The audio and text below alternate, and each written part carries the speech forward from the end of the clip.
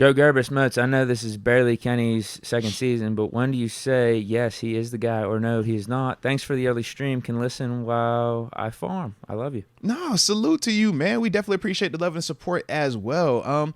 For me, I'm not big on rushing the process, right? So yes, is this his second season? Technically it is, but in terms of overall games played, I think that was his 20th or 21st game.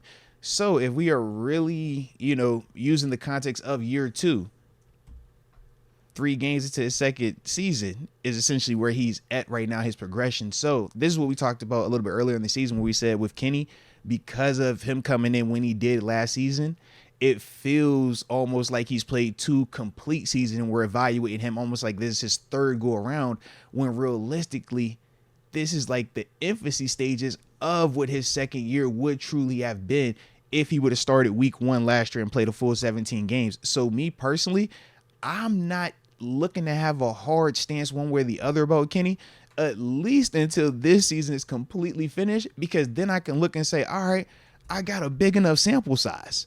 But to try to really, have a hard stance on something when the dude hasn't even played 2 full seasons worth of football, is just, I think it's very incomplete. And that's part of the whole Brock Purdy thing, right? And you hear me, I've never been hard one way or the other on him, because as an alumni, I really don't care one way or the other. I just care about is good ball being played, right? So for Brock, you think about the success he was having a year ago. Wasn't as much film on him, but as he continues to play more, it's just a bigger sample size of what he does well and what he struggles with. Same thing is going to be happening for Kenny the further along he gets in this thing as well. That's this league, man, but that's ultimately why you don't crown people off of one season or off of one performance, off of a small sample size.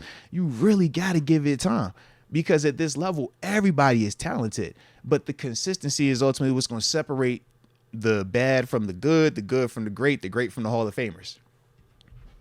So, end of the season, then I'll probably have a lot harder take on Kenny, man, if we being fully transparent.